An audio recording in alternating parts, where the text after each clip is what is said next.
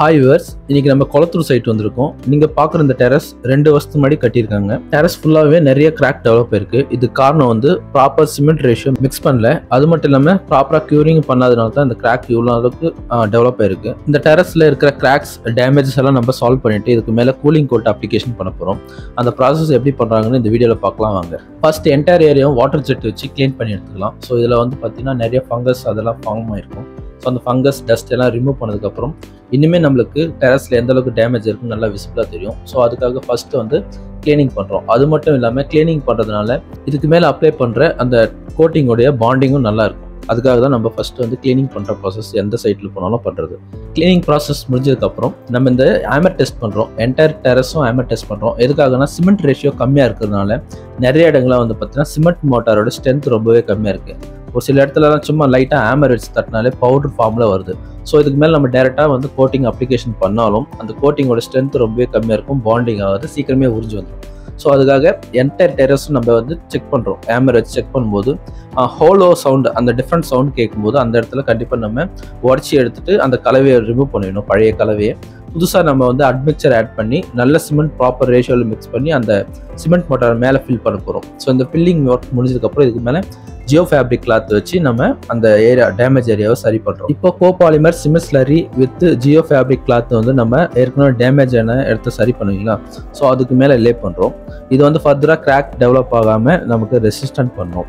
அதனால இந்த Jio fabric cloth நம்ம டேமேஜஸ் எங்கெங்கே நம்ம பேட்ச் ஒர்க்கெல்லாம் பண்ணுமோ அந்த இடத்துல லே பண்ணுறோம்.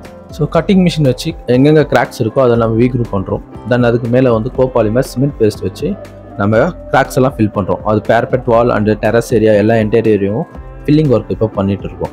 இந்த டெரஸில் ஆல்ரெடி ஆன்ச்சிங் பண்ணியிருக்காங்க. பட் அந்த ஆன்ச்சிங் வந்து பேரபெட் வால்லேருந்து அட்டாச் ஆயிருக்கு. அதாவது வந்து பேரபெட் வாலில் ஜாயிண்ட் பாண்டிங் ஆகாமல் கேப் ஃபார்ம் ஆயிருக்கு. இப்போ சின்னதாக ஒரு 4 mm வரைக்கும் கேப் ஃபார்ம் ஆயிருக்கு. பட் இதை அப்படியே விட்டோம்னா கண்டிப்பாக ஒரு 2-3 yearsல பெரிய கேப் ஃபார்ம் ஆகிட்டு அது வழியாக தண்ணி லீக்கேஜ் ஆகும். ஃபியூச்சரில் இது போல் ப்ராப்ளம் வராமல் இருக்கிறதுக்காக ப்ரிவெண்ட்டாக நம்ம இப்போவே அந்த ஆன்ச்சிங் ஏரியாவில் ஃபில் பண்ணுறோம். அந்த கேப் ஃபார்ம் இருக்கிறதுலாம் பேஸ்ட் வச்சு ஃபில் பண்ணதுக்கப்புறம் மேலே வந்து ஜியோ ஃபேப்ரிக் கிளாத் வச்சு நம்ம லே பண்ணுறோம். இப்போ இது வந்து செப்பரேட் ஆகாமல் இருக்கும். அதாவது பேரபெட்டும் ஆன்ச்சிங்கும் தனியாக செப்பரேட் ஆகாமல் இது நல்லாவே பாண்டிங் பிடிச்சி வச்சுக்கும். ஸோ இது வழியாக வந்து வாட்டர் லீக்கேஜ் வர்றது நமக்கு ஃபியூச்சரில் இருக்காது.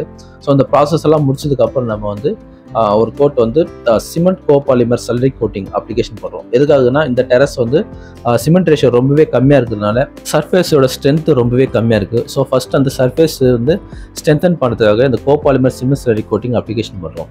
இது என்னன்னா நல்லாவே பழைய அந்த டெரஸோட பாண்டிங் ஸ்ட்ரென்த்தை இன்க்ரீஸ் பண்ணும். இதுக்கு மேலே நம்ம அப்ளை பண்ணுற அந்த கோட்டிங்கையும் நல்லா வந்து பாண்டிங் ஏஜென்ட்டாக வந்து ஒர்க் பண்ணும். ஸோ அதுக்காக இந்த டெரஸில் cement copolymer slurry coating apply பண்ணுறோம். ப்ரைமர் அப்ளிகேஷன் பண்ணி நல்லா ட்ரை ஆனதுக்கப்புறம் டாக்டர் பிக்சட் பிராண்டில் roof seal classic white colour apply பண்ணுறோம்.